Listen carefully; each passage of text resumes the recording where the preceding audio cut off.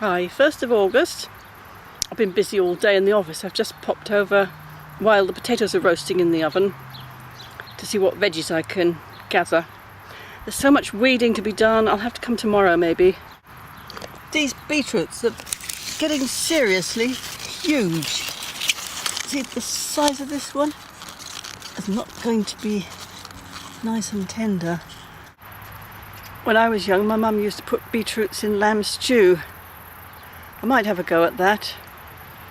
Chris thinks they taste of earth, but we had a salad for lunch with grated beetroot in it, and he didn't seem to mind that, so I'm a bit reluctant to grate the really big ones.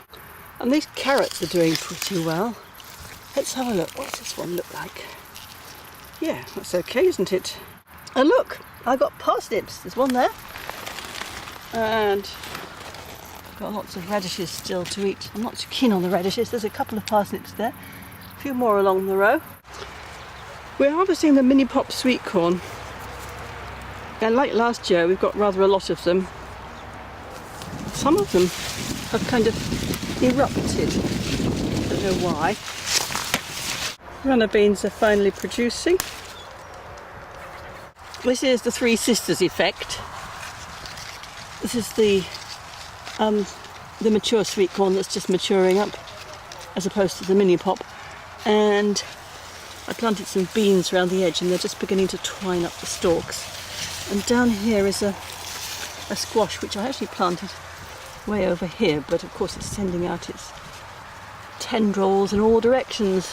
And see these, I might call self-sown cereal plants, which came with the straw that I used as a mulch. Some of them are producing grains, and now I can see that in fact it's oats. I was expecting wheat. I'm not sure what to do with oats. Some of the tomatoes that Chris thinned and cleaned up, they're not doing too badly.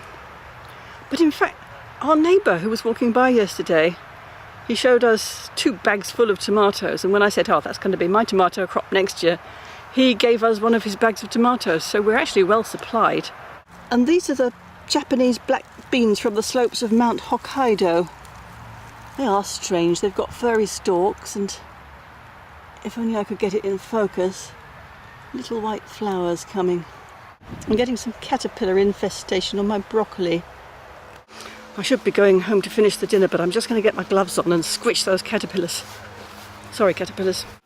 2nd of August. We just popped back to the allotment to harvest a few things because storms and gales are predicted and probably heavy rain. We wanted to get the onions out of the wet. Some plums not quite ripe, but they can probably be stewed. A pile of beetroots. I don't know if that's going to be far too woody to eat. A couple of mini pop sweet corns. This is probably a good size. You have to pick them while they're young and tender. This one may well be too woody in the middle. You can't tell till you open them, really. And a monster carrot. And a couple of radishes. I took out the radishes because now I've actually got some parsnips growing, and some of them were a bit close together, and I thought while they're little I'll just quietly take out the ones that are too close and plant them again, and maybe they won't notice. So that's what I did. And here are the onions. We dumped them in the conservatory. They're going to have to be spread out to dry somewhere. I don't know if they'll all fit on the table. Now I've taken away those cucumber vine things, I can clear away all the rubbish and there will be space for onions. But I have another idea. Down the garden we have a tea house. This is meant to be a place for sitting when it's a nice hot day and you want to come out and have a cup of tea and admire the garden. But as you can see, we haven't done that for a while. Well, it would be very nice. Lovely view. But the tea house has this frame all the way around the top here, under the eaves. And I'm thinking if I could get some poles and make a kind of a mesh or a grid, I could prop them up against that and the onions could all hang down in the tea house and catch the wind. I think that would work. The question is, in this thicket of bamboo, are there going to be any poles that would be strong enough? And how many? This might take a while. Onions don't like to sit in the wet. It encourages root rot. If you go out and test your onions, just grab hold of the leaves and pull a little, and they come out really easily, then look underneath. And you might find that they've got this fungus growing on them and killing off the roots. In which case, the best thing is to pull everything out straight away and save what you can. So you can see why I think a rack might be a good idea. I've set them out in trays, but the air isn't circulating very well. So this is my rack, what I made. It involved an awful lot of knotting, using little bits of odd string I kept finding everywhere. So now comes the moment of truth. Can I fit it up here, and will it be strong enough to hold onions without bending so much that it falls off again? Well, there it is, it fits.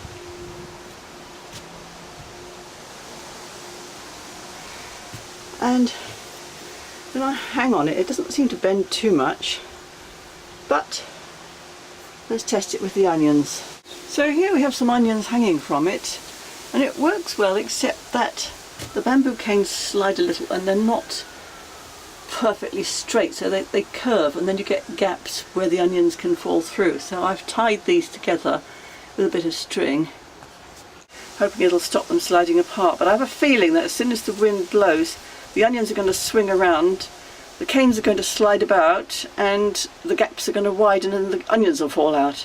But I'm still going to try it and see if it works. Okay, I've demonstrated that it works.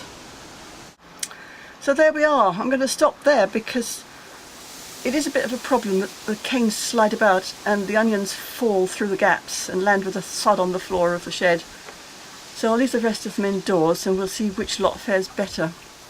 Chris did say, oh, what if a mouse comes and eats them? Because one time we did hang onions in our shed on the allotment, and we came back and found that one had been excavated by a mouse. It had kind of eaten its way through to the middle. You wouldn't think anybody could eat an onion raw like that, but they did. So anyway, just have to keep an eye on it, I guess. So that's it from Onion Land. See you next time. Bye.